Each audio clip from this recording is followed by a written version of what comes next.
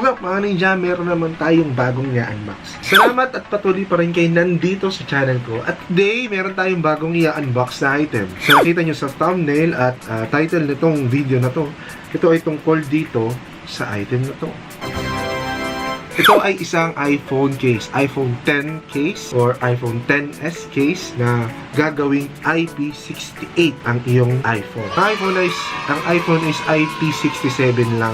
Ang iPhone XS is iPhone 68. Pero, di ba, if meron kang iPhone, ilulublob mo ba ito? Magte-take ka ba ng risk na ilublob ito underwater, sa pool o sa dagat? Kung gagawin mo siyang underwater cam?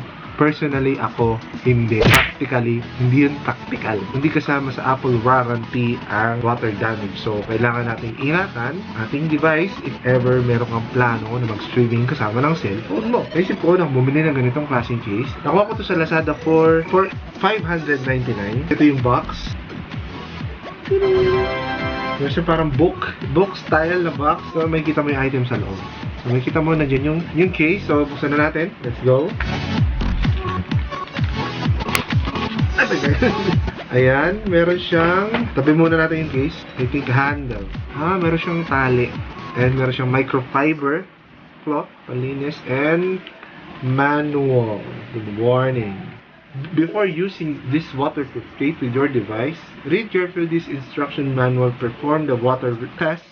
Meron siyang warning. So, nandito yung instruction paano ikabit yung case. Pero I think, madali lang naman siya ikabit. So, ito lang yung case. Transparent yung gilid niya. Tapos yung gilid niya bumper case. Kasi ito ay water and dust resistant IP68 case.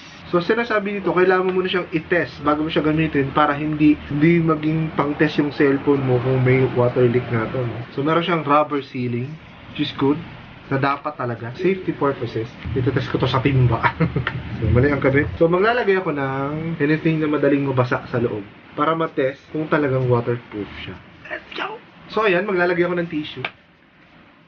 Dapat yung tissue ay hindi mabasa sa loob after 5 minutes. Sarado talaga siya. Dito ako ngayon sa CR.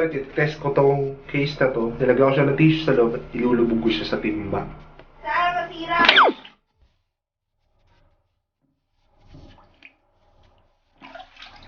So, malalaman natin kung mababasa yung loob, kung mababasa yung nilagay kong tissue doon sa loob. So, hindi ko talaga nilagay yung iPhone kasi mahirap na.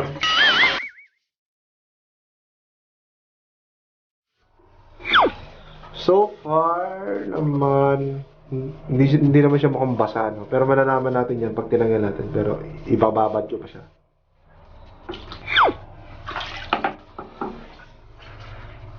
So, yan. After 5 minutes. Hi, Miss!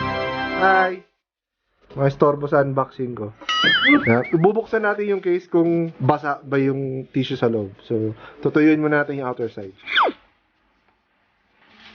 So, sa tingin nyo naman, yung tissue, pag nabasa ng konti, nasisira na siya, diba? So, malalaman natin kung kahit may patak na pumasok doon sa case. Tiktikin natin. So, tuyo na siya.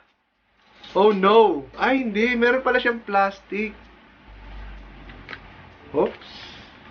Oop. Check mo kami. May basa ba? Check mo kung may basa. Basa yung kamay mo eh. Pipigain ko. Hindi. Wala. Walang kahit anong basa. So, pwede. No? Pwede. Yan. So, ito meron pa yung basa kasi meron siyang plastic. So, yung tatanggalin natin yun. Plastic. Ang iPhone ba yan lang? Pang iPhone lang yan. Kasi yung kabilang side. I don't think na dapat transparent pa rin yung kabilang side. Para mas maganda na yung black lang. Para mas rigid yung ano niya. Yung pagkakagawa niya. Kasi kung lalagay mo pa ng glass, panibagong ceiling na naman. Pero dahil ganun yung design niya, at rubberized naman siya, mukhang maganda naman. So, kapitan natin yung phone. Lagyan mo, please. So, nakabit ko na yung iPhone. Nandun siya sa loob. At yan, gumagana naman. At gumagana ang Face ID, gumagana ang mga gestures at natatouch ko siya ng mabuti. Then, try natin yung camera. Pati force touch gumagana. So, yan ang gagamitin namin this weekend.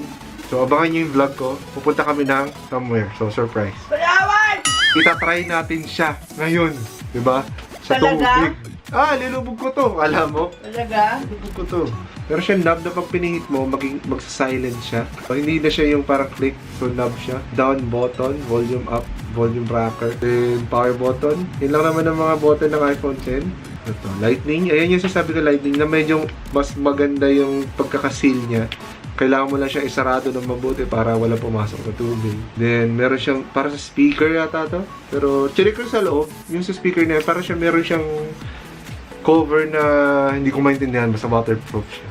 Let's try. 2,000 years later. So, what's up mga ninja? Ito, nandito kami ngayon sa Palawan Astoria Resort, Hotel and Resort. Dito, itutuloy ko yung review do sa product na binili natin. IP68 waterproof case for iPhone 10. Kita nyo, galing na siya sa underwater. So far, gumagana naman siya. Gumagana ang Face ID. Ang pinakamahalaga, camera kasi mag-underwater siya. So, ayan. Yan. Filming. And itry natin siya ilubog. No? In 3, 2, 1, go.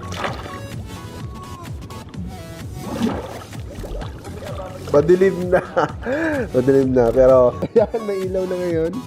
Then, nakikita nyo? 3, 2, 1.